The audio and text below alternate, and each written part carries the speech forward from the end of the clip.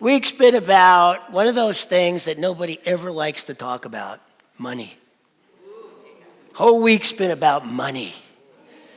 Man, it's a fascinating thing, because in our lives, we deal with it every single day, right? We're always dealing with money, and yet when we're talking about it, can get so weird, can get so hard, can get so, uncomfortable. And so one of the things that happened was that our treasurer, who has done an extraordinary job, by the way, of keeping our numbers and making sure we're clear and making sure we're straight, reported last week that we are a little over $7,500 in the red, $7,558 to be exact. And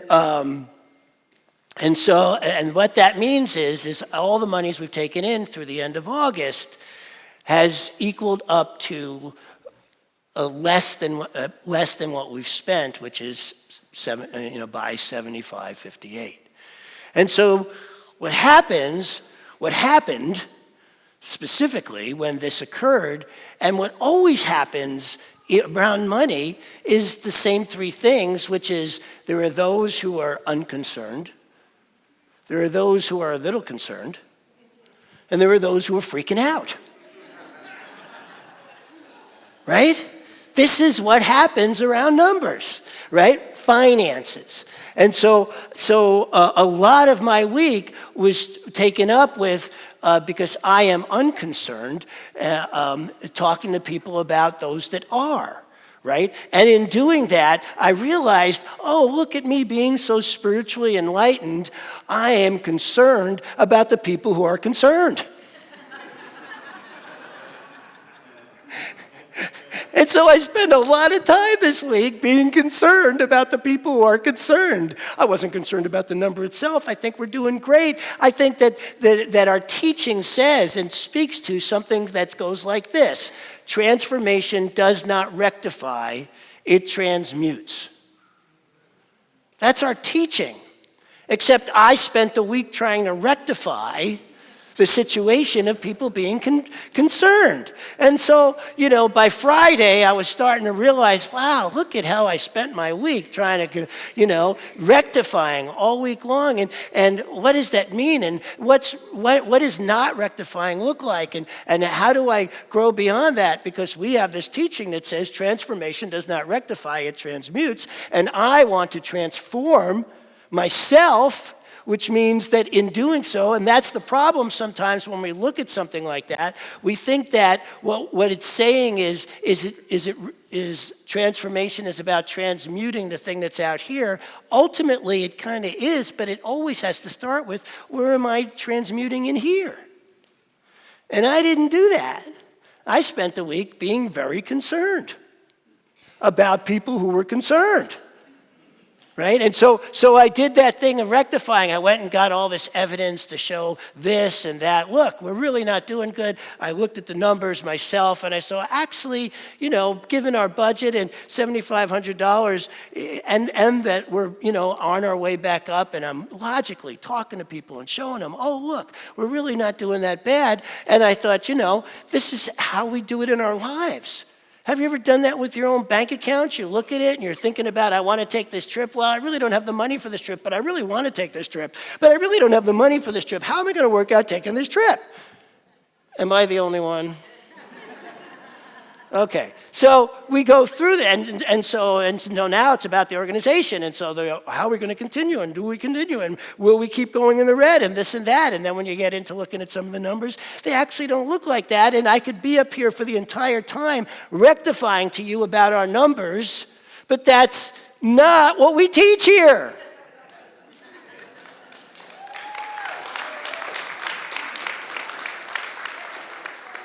And so Friday, I went and had a great walk out at Elk Island with Sue Goulet, in which I continued my rectifying in terms of how I was talking about the numbers. I woke up yesterday and said, I got to look at this different. I've gone an entire week now of rectifying. There's got to be another way to look at this. I'm going back out to Elk Island. So I went back out there, took my dog buddy, And I'm thinking about it the whole way and just opening to the beauty of it all and going, okay, come on, I know how to do this. There's another way to see this. It's going to show up, because one of the things I know about transformation is I have to be open to that possibility. Right? If I'm going to transform, I have to be open to the possibility of me transforming. And so I'm out there, gorgeous day yesterday, I'm out at Elk Island, and the walk I take is pretty shady, and so it's not out in the sun until you get out to the lake, which is stunning, and there's the geese on there, and ducks and all that stuff. But anyway, I walk out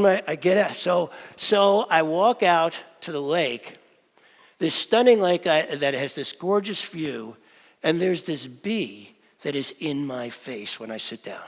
I sit down at the spot I always sit down, and there's this bee going zzz, zzz, zzz,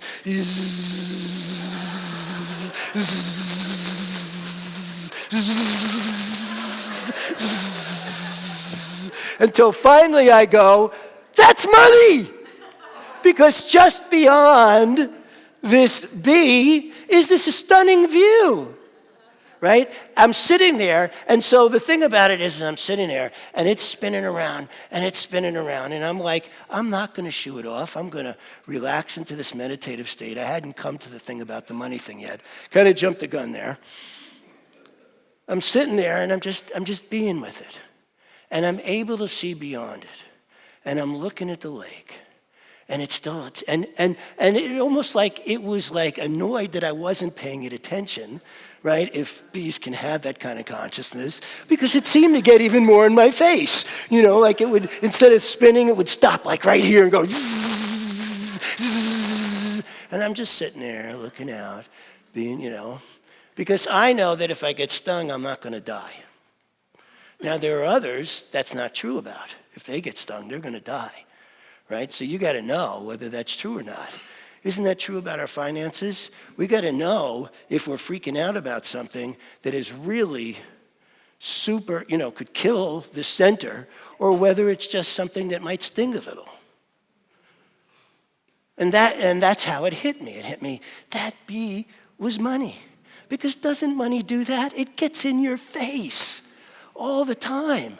Money in your face about everything. Right? Because everything, and the thing about bees, if they actually went extinct, there's lots of scientific proof that would be the end of civilization. We need bees. We need money. Do you want it in your face like that?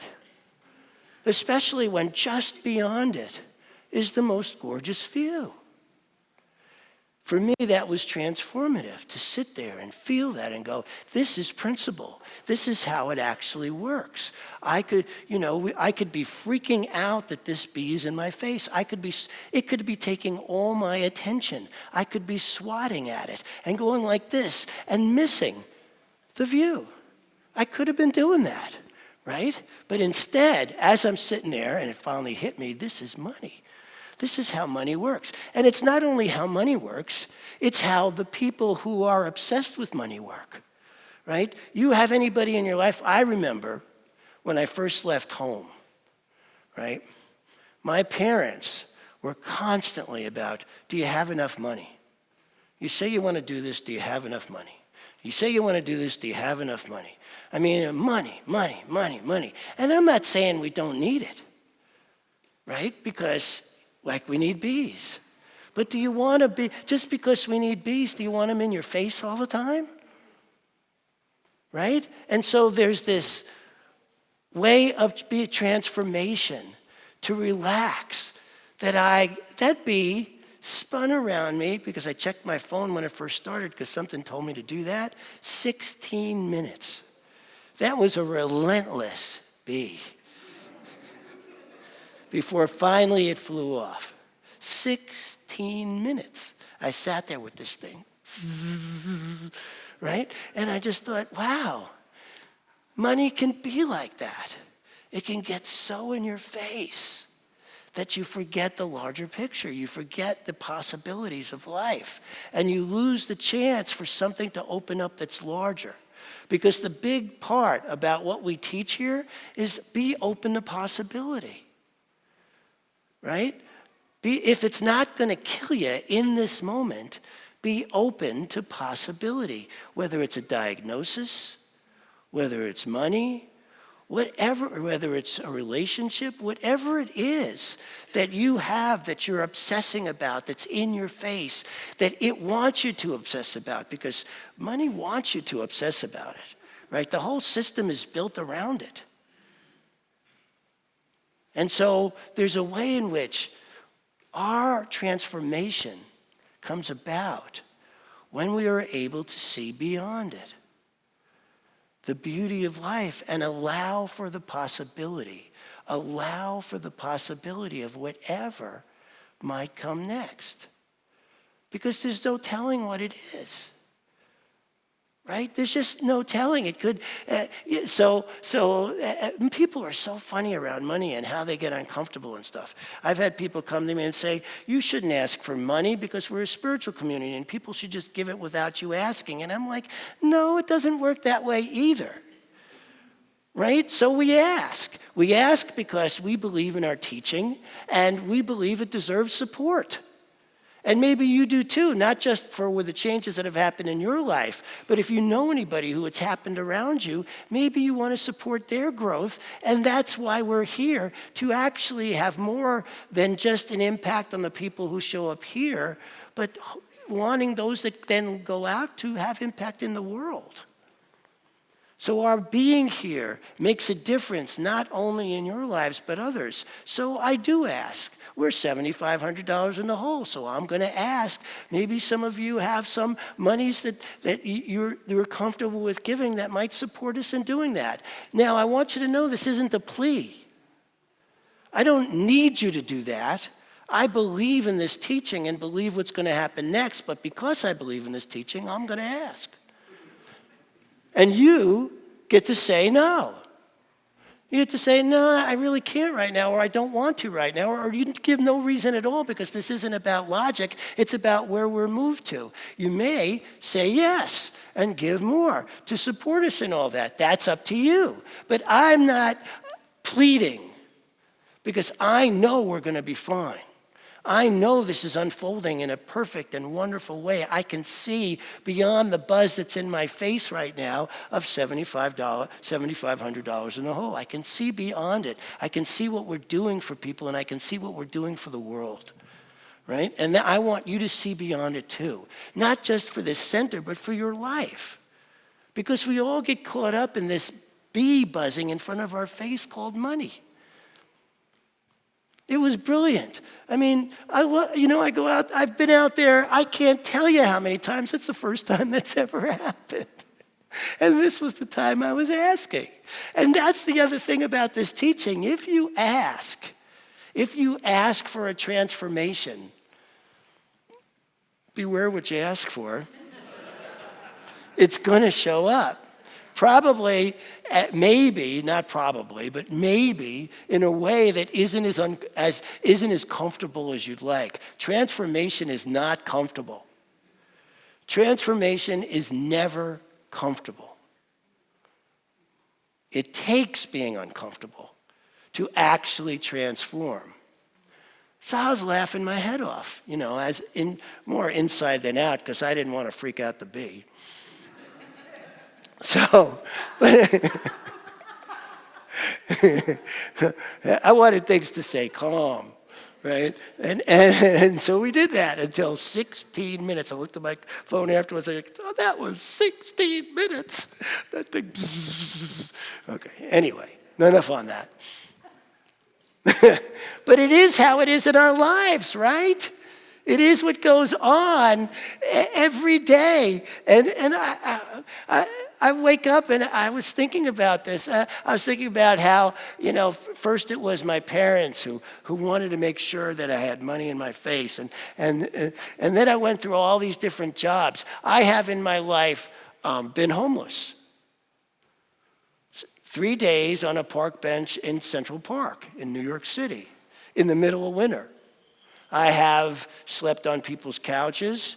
And in doing so, learned a lot about being a good roommate by not being one. right? And how to be with others in a good way when you're in close quarters and you're not intimate. Or to be with somebody in a good way when you are intimate. You know, you learn these things. If it wasn't for my trust in life, I would have never wound up in that cabin in the woods. If I hadn't wound up in the cabin in the woods, I promise you I wouldn't be up here before you now. That those 2 years were the two transforming years of my life. And so uncomfortable is key in transformation. If all we do is sit in where it's comfortable, well, if we go into any more debt here, or you get into more debt in your own life or whatever, it's too uncomfortable, you got to somehow work that out. And I'm not saying go into debt. That is not my point here. My point here is that you want to live from a deeper place inside yourself that doesn't always account for where your money's at in that moment, because it's an investment in your future that I promise you, if you can live by your soul's intention, will bring something along that is way better than you had before. That's what's happened. That's been my life, is my willingness to be uncomfortable to get to whatever's next so that my life can be extraordinary. So that I can go out to Elk Island and I'm sitting there and that bee showed up at the perfect and right time because I was really looking. I needed another way to see that, and that bee just showed up to give it to me. You get to have that. You get to have that kind, if you're looking, if you're asking the question, if you're open to the possibility that there's another way to see whatever it is you're looking at. That's the key to it all. Are you open and willing to see that what's going on has a higher possibility here? There's something greater in how we give, how we receive, in our experience of life. I get up here at the beginning of each celebration and talk about how we are powerful, creative, spiritual beings that actually can have a greater experience of life with more awe, synchronicity, and wonder in it. That's actually what's possible, unless you don't think so. If you don't think so, then it's not. You do get to be right. I get to be right in my concern about others who are concerned. Or I get to transform myself and get to a place of wonder that, everybody gets to have whatever it is they have. They get to have their concern. They get to have their not concern. They get to be freaking out. Because we're all having individual experiences here, even though we're all doing it in this microcosm we call Centers for Spiritual Living Edmonton, right? We're working together, but when we try to rectify somebody else's experience, we're basically saying they're wrong for having it. I did a lot of that this week. You're wrong for having your experience of being concerned. And I realized, wow, that's not what we teach here. I'm really off base. So just so you know, your spiritual leader can be off base. Hopefully I'll get it together by Sunday.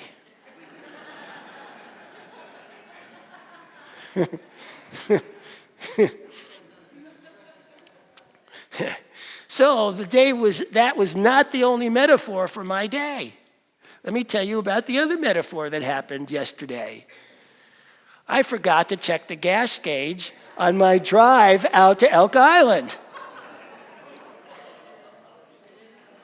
I only noticed it when it was blinking, you're running out of gas, baby, as I'm pulling into the parking lot at Elk Island. I'm going, well, I'm here anyway. If I'm out of gas, what the heck? I might as well go for my hike. So I was not going to be concerned. This was a day of no concern. This was a day of exploration. So I went on my walk, had that incredible experience with the bee, got back to the car, looked at Buddy and said, okay, we'll see how this goes. He gets in the car, and I remembered my favorite affirmation, which is that my life works. Now, how it works, we'll see. Maybe I got to go hitch a ride to a gas station, bring back gas. I had no idea how this was going to turn out. But the most interesting thing for me is I have never once in my 70 years run out of gas. It's never happened. I have got to gas stations on fumes lots of times because it isn't like I am this, watchful guy around the tank. And so we start driving. We start driving to the gas station, seeing how far we'll get. And we got there. No stress, no worry, just wonder. Let's see how this goes. And we got there. So my record of never running out of gas continues.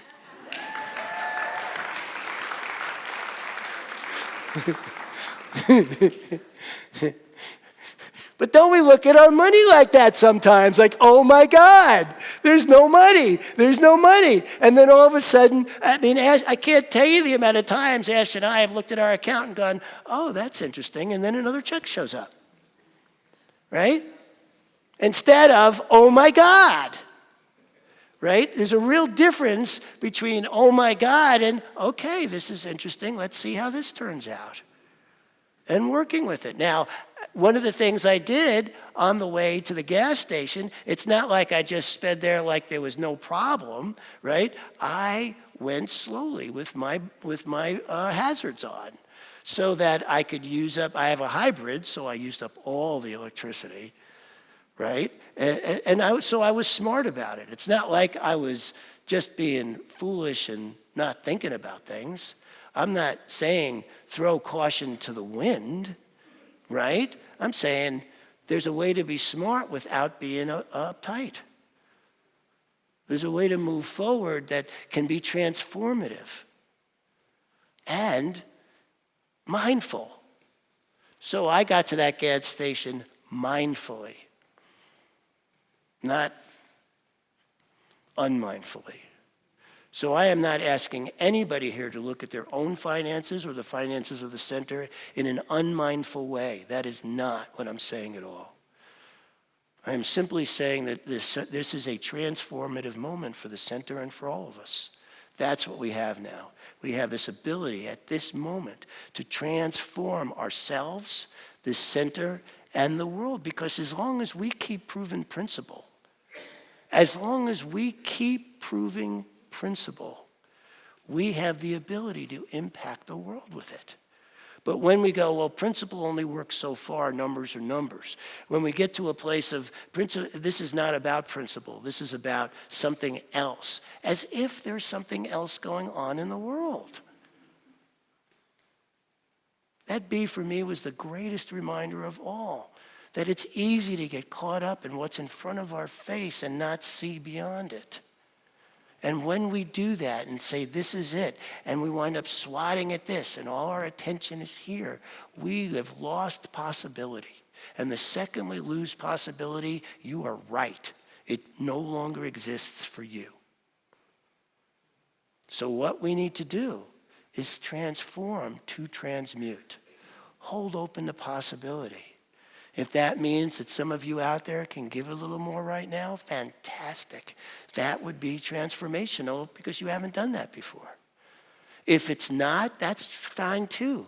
Get into class, because what I notice is the people who take classes, they get more abundant anyway.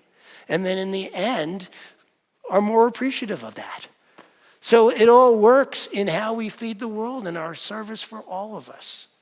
This is the cycle of it all. So no, I am not pleading with you one bit. I am asking, and beyond asking that you open to possibility with me. Can we open to possibility together? That this is a place of peace, a place of wisdom. That we stand for the light that the world really needs right now. And we do that together. You want to do that with me? You want to do a little meditation on that? Let's end with a little meditation here. Take a deep breath, close your eyes, and relax.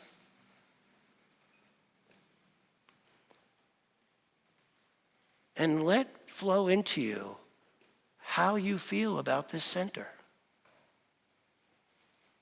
What this center does for you each week. how it flows for you. How it is in your life, and then how you take what comes from this into the world. And know with me that this is a place of peace, a beacon of light, a tower of strength, and a fountain of wisdom. A place of peace, a beacon of light, a tower of strength, and a fountain of wisdom. We are abundant, we are flourishing, we are thriving. Know that with me now. Thank yourself and allow me to thank you for knowing that. Now I want you to take this into yourself. You personally, you are in this world a place of peace, a beacon of light, a tower of strength, and a fountain of wisdom. That's what you are. You are a place of peace, a beacon of light, a tower of strength, and a fountain of wisdom. Know that for yourself. I know that for you. Thank yourself. Come on back into the room. Thank you all for being here with me today. I really appreciate it. Thank you.